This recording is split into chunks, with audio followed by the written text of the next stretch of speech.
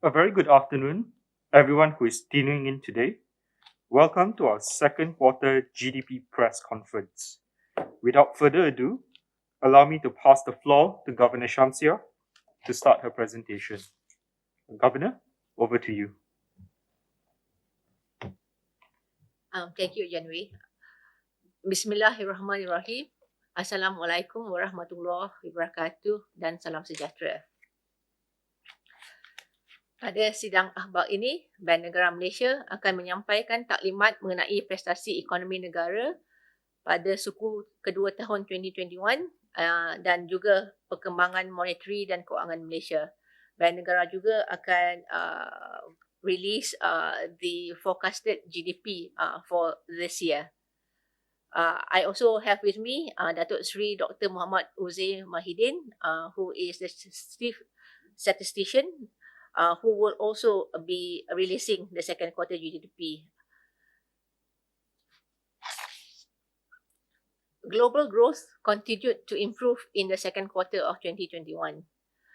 However, the pace of recovery differs across countries as advanced economies experience a faster recovery compared to emerging market economies. The recovery in advanced economies was broad-based across services and manufacturing sectors as containment measures were relaxed in line with higher vaccination rates. In contrast, many emerging market economies had to implement containment measures due to a resurgence in COVID-19 cases, which affected domestic economic activities. Trade in goods continued to support global growth. Most regional economies saw an improvement in their exports of goods and services. Let me now hand over the presentation to Dr. Uzair to announce Malaysia's GDP for the second quarter of 2021. Thank you very much for having me for this session. In the second quarter of 2021, the Malaysian economy recorded a positive growth of 16.1%. The strong growth reflected the low base from the significant decline in economic activity in the second quarter of 2020. The expansion was also supported by continued strong export performance and improvement in domestic demand. On seasonally adjusted quarter-on-quarter basis, GDP declined by 2.0% in second quarter of 2021, reflecting the impact of the imposition of full movement control order. On a monthly basis, GDP growth improved in April, but subsequently slowed as the surge in COVID-19 cases led to the imposition of tighter containment measures in May and June. Nevertheless, the decline in June was not as significant as MCO 1.0 last year, and is comparable to the growth during MCO 2.0 at the beginning of this year. On the supply side, most economic sectors register improvement in growth during the quarter. However, the strength in growth recovery was impeded by the reimposition of containment measures, particularly in June. The manufacturing sector registered a double-digit growth, mainly on account of the continued robust E&E production amid strong external demand. Similarly, the services sector recorded strong growth, supported by nascent recovery in the consumer-related activities in the first 2 months of the quarter. The mining sector also turned around to record positive growth, driven by higher crude oil and natural gas output amid the recovery in external demand. As for the construction sector, the strong growth was supported by the progress in large infrastructure works.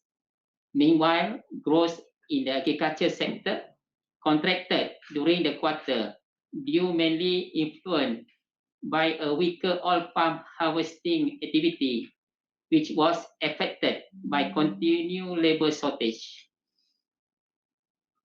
On the demand side, growth was underpinned by the higher domestic demand and strong trade activity. Private consumption growth rebounded as spending improved across necessity and discretionary items. Meanwhile, the expansion in private investment was driven by higher capital expenditure, mainly in the services and manufacturing sector. For the public sector, the increase in investment was supported by higher capital spending by the general government. Meanwhile, the strong growth in public consumption was due to increased spending on supply and services. On external front, the improvement was driven by strong demand for Malaysia exports. The current account of balance of payment registered a surplus of Rn 14.4 billion or 3.9% of GDP during the quarter. The goods surplus widened to Rn 40.7 billion, supported by stronger external demand, particularly in electrical and electronic, petroleum and rubber-based products, despite the imposition of domestic containment measure. Meanwhile, the services account recorded a marginally higher deficit of Rm 50.4 billion, due mainly to larger deficit in transportation and other business services. In the income accounts, the deficit in the primary income widened due to higher investment income accrued to foreign companies and investors in Malaysia. With that, I end my presentation. Thank you. Let me now hand over back to Governor. Thank you, Dr. Sri, Dr. Uze. While the economy continued on a recovery path in April, domestic-oriented activity was affected by tighter containment measures in the later part of the second quarter of 2021. The latest key indicators, which include total transactions encompassing both online and physical spending, and mobility indicators, suggest some tentative improvements in July. However, it remained below pre-FMCO levels.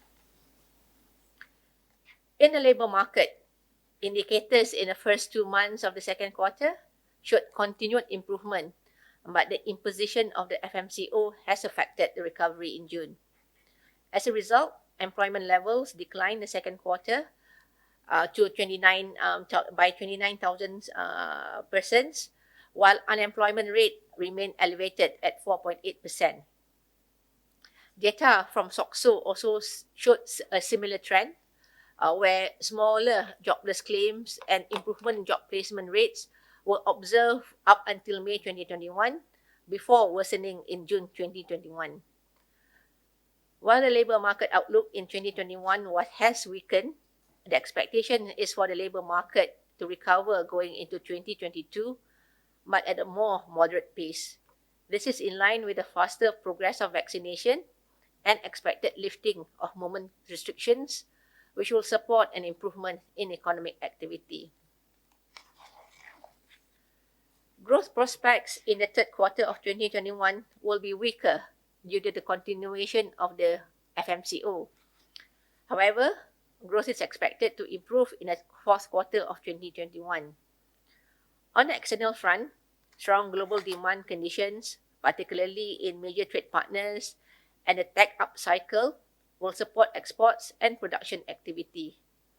On the domestic front, a rapid vaccination rate will allow the gradual relaxation of FMCO restrictions and enable the resumption of economic activity. Ongoing policy support for businesses and households, as well as the continuation of large-scale infrastructure projects, will also be key factors underpinning growth in 2021. Thus far, we have seen strong export performance, driven by the strength in external demand. The faster expansion in exports was broad-based across products. Going forward, the rebound in major trade partners' growth is expected to support Malaysia's exports. Malaysia stands to benefit from the robust global demand for semiconductors to cater to increasing needs for work from home equipment, digitalization of businesses, and medical devices. In addition, non-E&E manufactured exports, including petroleum and chemical products, will continue to benefit from the strength in global business and consumer demand. Rubber products will also remain supported by higher healthcare and hygiene requirements in both the medical and non-medical sectors. The strong exports performance would continue to support the recovery in the domestic economy, including through job creation and income growth in export-oriented sectors. Salaries in the export-oriented manufacturing and services sectors grew by 7% and 2.6% respectively in the second quarter of 2021. In particular, the E&E sector is expected to benefit from the ongoing global tech upcycle. Sales of electronic components are projected to record double-digit growth in 2021. Malaysia has been benefiting from this strong demand due in part to our strategic position in global value chains as one of the larger net exporters of semiconductors. Based on the bank's industrial engagements, E&E firms will continue to benefit from the tech upcycle. Several firms are reporting full order books, installing new plants and machinery, and venturing into new products such as data centers and medical devices. Our quarterly bulletin also features a box article titled "The Global Chip Shortage, Implications and Opportunities for Malaysia," which discusses how ongoing global developments impact the domestic E&E sector in further detail. On the domestic front, the rapid vaccination rates are expected to ease demands on the healthcare system, thus allowing for safer and faster easing of containment measures. However, conditions currently vary by states with different degrees of vaccination rates and ICU utilization. Hence, different states are expected to transition to the next phase at differing times. States with low ICU and fast vaccination are expected to transition faster and earlier to phase 4. Slow vaccination rates would contribute to slower improvement in health outcomes. However, as vaccination rate improves and lowers ICU utilization, transition to subsequent phases would be shorter. On the other hand, with high ICU utilization, transition to the next phase would be gradual at first, before picking up as ICU rate stabilizes and improves with higher vaccination rate. With a baseline assumption that existing vaccines are effective against the prevailing variants, resulting in lower ICU utilization, all states are expected to transition to phase 3 by October and phase 4 by November.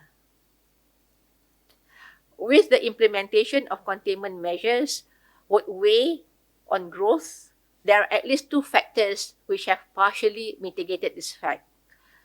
First, utilization and automation have continued to gain traction to help cushion the impact of the movement restrictions and support the recovery momentum.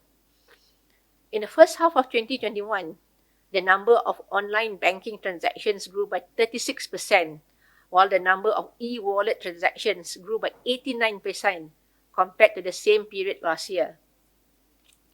More merchants are also embracing digital payment solutions. For instance, merchant registrations to accept QR payments had increased by 57% to 1 million businesses by the end of June, compared to the same period last year. The export-oriented subsectors also have the highest capital intensity and automation among other manufacturing subsectors. In addition, from our industry engagements, firms address the production gaps while complying with the strict labor restrictions by increasing working days and shifts and deploying new capacity from prior investments. Second, policy measures to assist households and businesses have provided some support to growth. And this include labour market policies, cash relief, and cost reduction measures. Growth will also be underpinned by higher oil and gas-related production. This includes the operationalization of the Petronas Floating Liquefied Natural Gas Dual, or PFLNG2 facility, and the restart of the Rapid facility. The pickup in investment activity is also expected to support growth, underpinned by the continued progress of large infrastructure projects such as the ECRL, MRT2, LRT3, and Pan-Borneo highways. Strategic initiatives to catalyze nationwide digital transformation, such as My Digital Initiative, including Jendela, would also spur high value and productive investment over the medium term. Overall, the Malaysian economy is projected to grow between 3% and 4% in 2021. The downward revision reflected the impact from the implementation of the FMCO nationwide. On a seasonally adjusted quarterly basis, Malaysia's GDP is expected to return to pre-pandemic levels by the fourth quarter of this year. Export-oriented sectors will see a strong recovery in line with improving global demand. However, high-touch segments such as consumer and tourism-related are expected to recover at a slower pace. The gradual recovery in the economy will be supported by the expected reopening up of the economy, some materialization of pent-up demand, ramp up in commodity production, and continued investment in large-scale infrastructure projects. At the same time, we acknowledge that the near-term growth outlook remains uncertain and is highly dependent on COVID-19 developments globally and domestically. On the external front, growth will be influenced by the progress of global vaccinations, the normalization in global economic activity, and global financial conditions.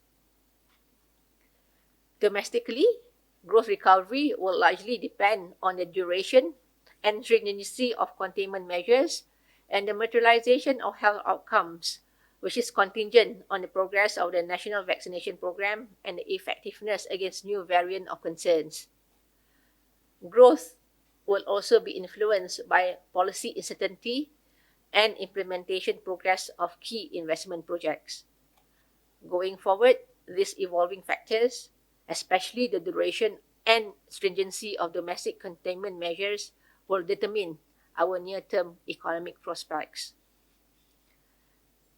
A significant level of certainty to Malaysia's growth outlook stems from how the pandemic evolves.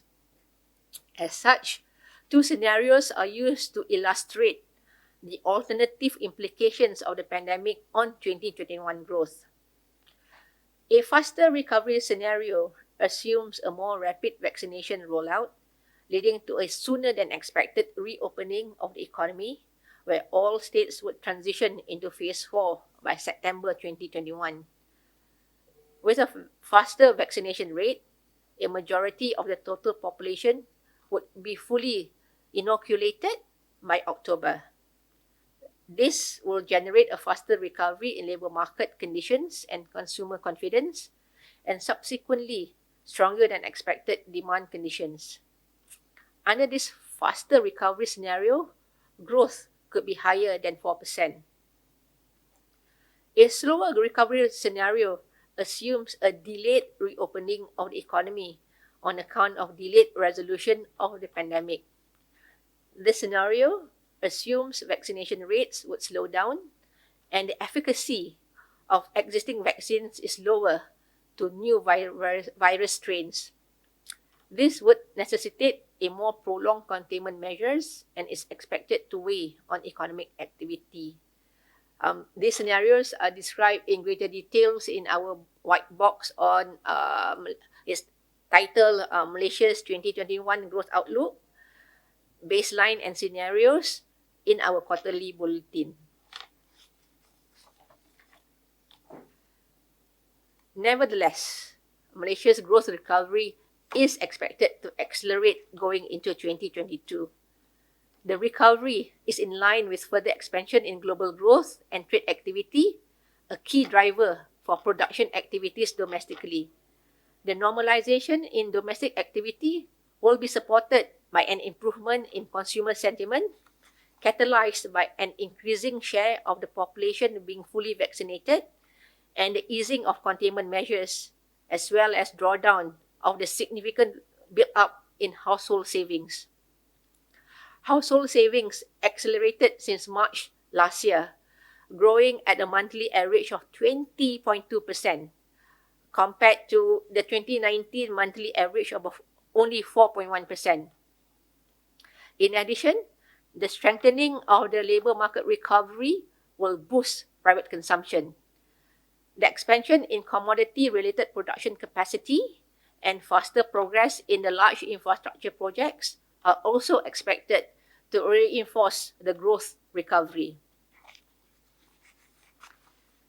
Headline inflation recorded a temporary spike to 4.1% in the second quarter. This was due mainly to the base effect from fuel prices and lapse in the impact from electricity tariff rebates implemented last year. Meanwhile, core inflation remained stable at 0.7%. For 2021, headline inflation is expected to average between 2 and 3% as compared to our earlier forecast of 2.5% to 4%. The revision takes into account that headline inflation is expected to average close to the lower bound of the previous forecast range. Importantly, the trajectory for headline inflation remains unchanged. In particular, headline inflation is projected to moderate through the second half of 2021 as the base effect from fuel prices dissipates. Underlying inflation, as measured by core inflation, is expected to remain subdued, averaging between 0.5 and 1.5% for the year, amid continued spare capacity in the economy.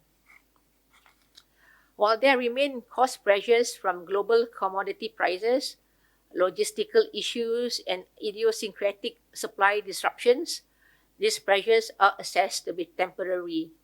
To some extent, the impact of cost pressures on broader prices are also partly mitigated by strong competition and policy measures to alleviate the cost burden, such as the fuel price ceiling.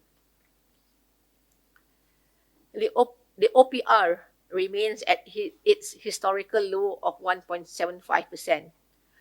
For 2021, monetary policy will remain accommodative to provide support to the economy, while ensuring price pressures remain manageable. Fiscal and financial measures will continue to cushion the economic impact on businesses and households and lend support to economic activity. Given the uncertainty surrounding the pandemic and the impact to growth and inflation outlook, the monetary policy stance will continue to be determined by new data and information. The bank remains committed to utilize its policy levers as appropriate to foster enabling conditions for a sustainable economic recovery. Turning to domestic financial markets, conditions in domestic financial markets were affected by both external and domestic developments in the second quarter of 2021. On the external front, the decline in US Treasury yields and the weakening of the US dollar led to similar movements in bond yields and an appreciation of currencies in most other advanced and regional economies, including Malaysia. Domestic equities declined due mainly to uncertainties surrounding the COVID-19 developments. Since 1st July, however, the ringgit has depreciated against the US dollar by 1.7%, while the 10-year MGS yield trended lower. Going forward, as uncertainties surrounding the strength of the global and domestic economy recovery remain, domestic financial markets will continue to experience intermittent periods of capital flows and exchange rate volatility.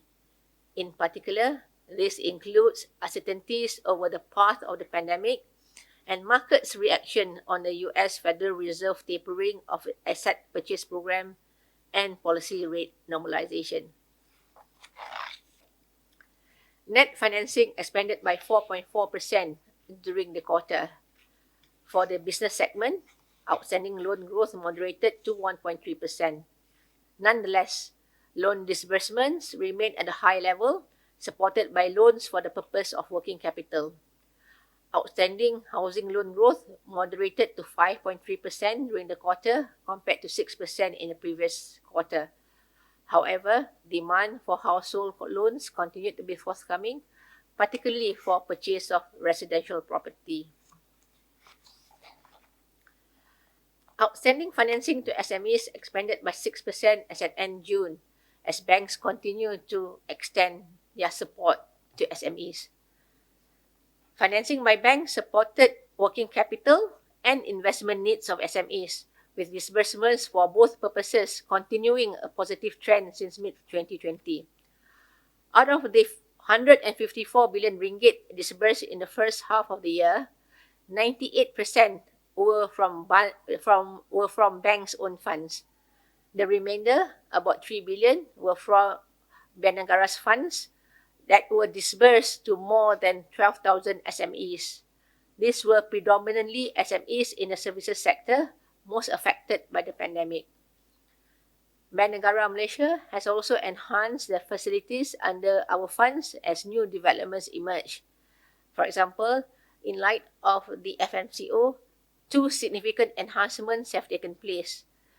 Two facilities, namely the Penjana Tourism Financing and the Targeted Relief Recovery Facility, now allow for a proportion of the loans to be used for refinancing SMEs' existing business loans. This allows SMEs to reduce their overall borrowing costs. Non-services sector SMEs are unable to operate in Phase 2 of the National Recovery Plan may now also avail themselves to the TRRF. Previously, this fund was limited to only SMEs in the services sector.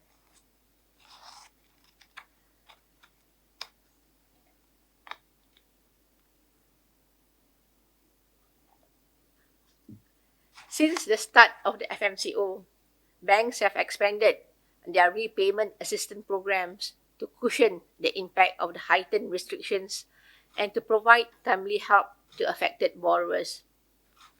The number of applications approved by banks in June and July this year have surpassed the applications approved in the 8 months between October last year to May this year. While this is a significant volume of applications, the proportion of households and SMEs under repayment assistance remains manageable. The banking system has been supportive of borrowers and the overall economy, despite continued uncertainty in the operating environment. The credit risk outlook remains challenging as some borrowers continue to face financial distress amid the extended period of stricter movement restrictions. In response, banks have sustained their support in providing repayment assistance as well as restructuring or rescheduling options to affected borrowers. At the same time, banks continued to build up loan loss provisions during the quarter, although at a more moderate pace, given preemptive provisioning carried out throughout 2020. Overall, the banking system continues to maintain strong financial buffers to absorb potential credit losses, with ample liquidity available to support financial intermediation activities. Let me now conclude the briefing. Growth improved in the second quarter of 2021, but economic activity was weighed by the FMCO in the later part of the quarter. Growth is expected to trough in the third quarter before improving in the fourth quarter this year, in line with strong external demand conditions and the easing of containment measures. The Malaysian economy is now projected to expand between 3 and 4%. However, the near-term growth outlook is highly dependent on COVID-19 risk factors. Having said that, going into 2022, growth recovery is projected to accelerate, supported by a normalization in economic activity amid a high vaccination rate and continued improvement in external demand. So thank you everyone for attending. We continue to face many challenges, but inshallah, if we come together as a nation, we will recover and come out of this even stronger. And speaking of doing things together, this is also the month that we celebrate Hari Kebangsaan. So bagi pihak Bank Negara Malaysia, saya dan warga kerja Bank Negara Malaysia ingin mengucapkan selamat Hari Kebangsaan.